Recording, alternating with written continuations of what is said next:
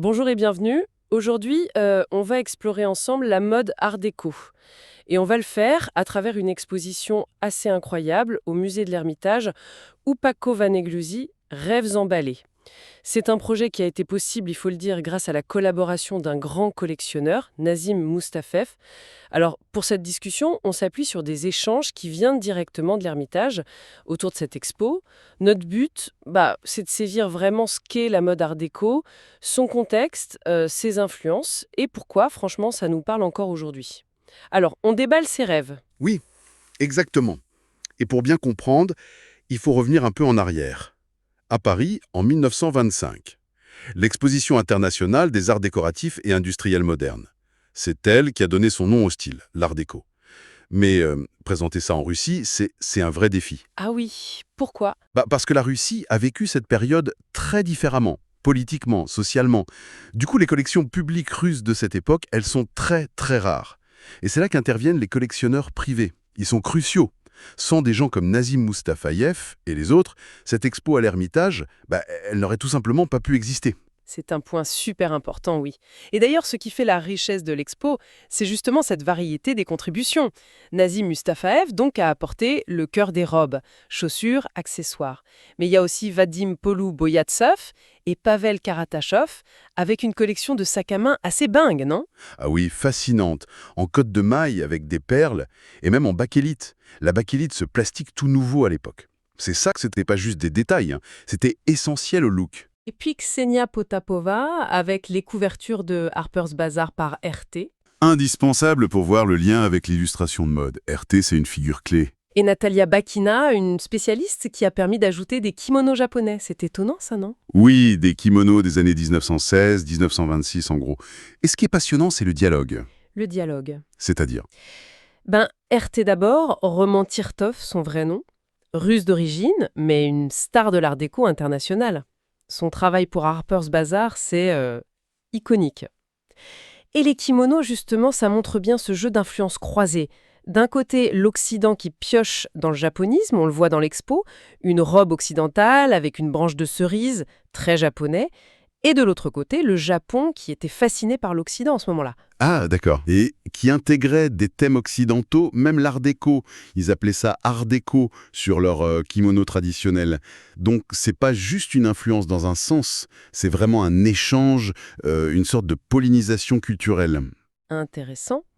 Parlons de la silhouette maintenant. L'image qu'on a souvent, c'est cette ligne 13 années 20, androgyne, plate, taille basse. Oui, la silhouette garçonne. C'est ça, qui efface un peu les formes. C'était l'idéal dominant, un peu une libération après les corsets d'avant-guerre. Mais ce qui est bien montré dans l'expo, c'est qu'il n'y avait pas que ça. Il y a une robe de Jeanne Lanvin, par exemple. Ah, Lanvin.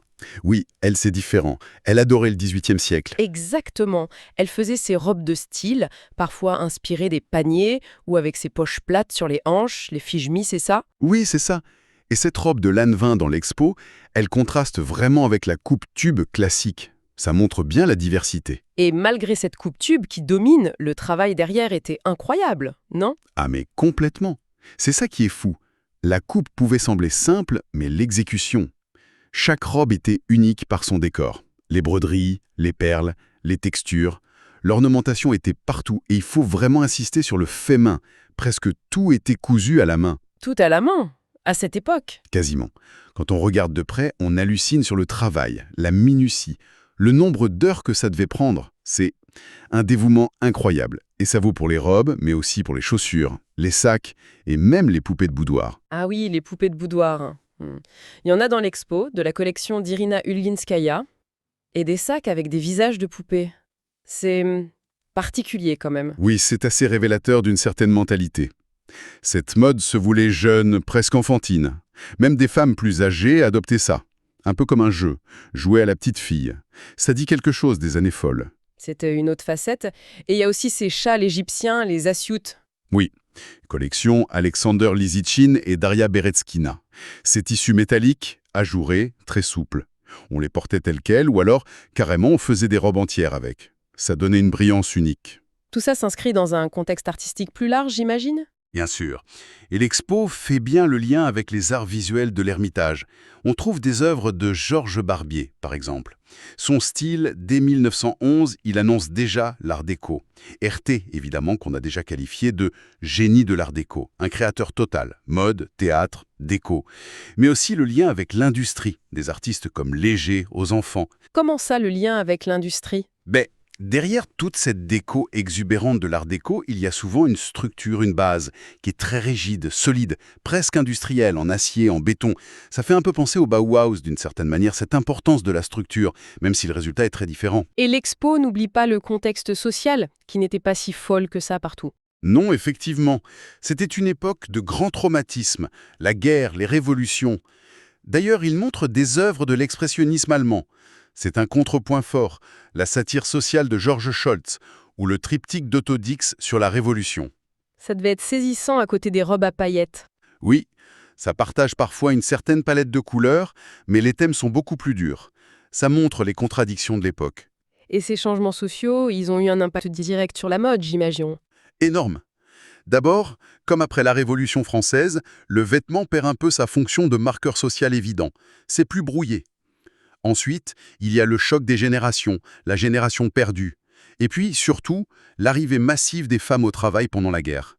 Ah oui, c'est vrai. Pour des raisons pratiques, de sécurité dans les usines, elles ont adopté des vêtements plus simples. Les cheveux courts, des combinaisons. La mode s'est simplifiée par nécessité. Et pour ces femmes qui travaillaient dur, le cinéma muet, c'était l'évasion. Le glamour hollywoodien. Exactement. Les stars, le maquillage parfait, les robes de rêve. Ça a diffusé ces idéaux de mode partout. Et d'ailleurs, la scénographie de l'expo joue beaucoup là-dessus. Ah bon? Comment? Elle a été conçue par Yuri Souchkov et Émile Capelliuch. On dirait un peu un plateau de cinéma muet, style MGM, avec des grandes structures, un éclairage très théâtral et des projections de films d'époque. Ça fait dialoguer la mode, le rêve du cinéma et la réalité plus complexe. Et en parlant de rêve, il y avait aussi cette classe oisise, ces gens qui ne travaillaient pas. Oui, ceux qui vivaient de rente, d'héritage, de la bourse, et qui affichaient leurs loisirs. Faut être clair. Les robes sublimes de l'expo, c'était pas pour les ouvrières. C'était pour une jeunesse dorée qui allait sur les plages, dans les Delsing, les clubs. Les distinctions sociales restaient très fortes. Et pour symboliser ce luxe, cette mobilité, il y a même une voiture dans l'expo. Oui, une Buick Roadster de 1929. Magnifique. Série 44. On imagine bien la scène, hein? La nuit, la fête est finie, on monte dans cette voiture rutilante. C'est l'image même de la liberté et du chic. Elle devait être puissante. Pour l'époque, oui. 80 chevaux, moteur 4,5 litres, 140 km/h. Mais avec le crash de 29, elle a été produite très peu de temps, environ 3000 exemplaires. C'est une rareté aujourd'hui. On en voit d'ailleurs dans des films d'Agatha Christie, avec Hercule Poirot. C'est fou tous ces éléments qui contribuent à l'attrait de cette époque. Et c'est vrai que ça nous parle encore. On dit souvent que pour la mode du 18e ou 19e siècle, on se demande comment elle faisait. Alors que là, devant une robe années 20, on se dit Ah, mais ça, je le mettrais bien. exactement. Ou pourquoi on fait plus des chaussures comme ça? C'est curieux, non? Ça n'a qu'un siècle, mais ça semble si proche. Oui, ça touche à notre rapport actuel à la mode. Est-ce que le mot mode a encore le même sens d'ailleurs? Ça vient de modus en latin, mesure, ordre, idéal. Aujourd'hui, tout se mélange. L'apparence dit plus forcément grand-chose du statut. Les codes sont brouillés.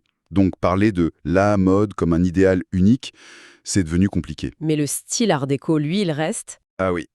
Le style art déco, lui, il est étonnamment moderne, surtout en déco intérieure. Un appart art déco, aujourd'hui, c'est chic, c'est fonctionnel, c'est pas démodé. Il y a un luxe accessible, une beauté formelle qui nous plaît toujours. Essayez de vivre dans un intérieur Louis XIV. Ce serait lourd, pas pratique. C'est vrai. L'art déco a trouvé cet équilibre entre ornement, fonction, artisanat et modernité.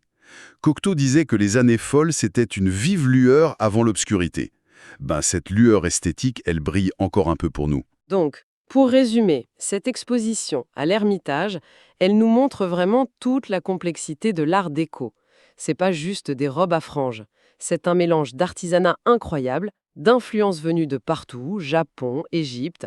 C'est aussi le reflet de grands changements sociaux pendant la guerre, les femmes, le cinéma, et puis ce dialogue constant avec l'art, de l'expressionnisme au design industriel. Et tout ça est rendu possible grâce aux collectionneurs et à la vision de l'Ermitage. Tout à fait. Et ça nous laisse peut-être avec une dernière question, une réflexion. On a vu que ce style art déco nous parle encore, plus que d'autres styles du passé comme le rococo ou l'Empire. Alors, qu'est-ce qui fait que certaines esthétiques traversent le temps comme ça? Qu'est-ce qui leur donne cette pertinence durable? Est-ce que c'est justement cet équilibre très particulier de l'art déco entre le luxe et la fonction, l'artisanat et l'industrie naissante? Qu'est-ce qui fait qu'un style dure? C'est une bonne question à méditer, je trouve.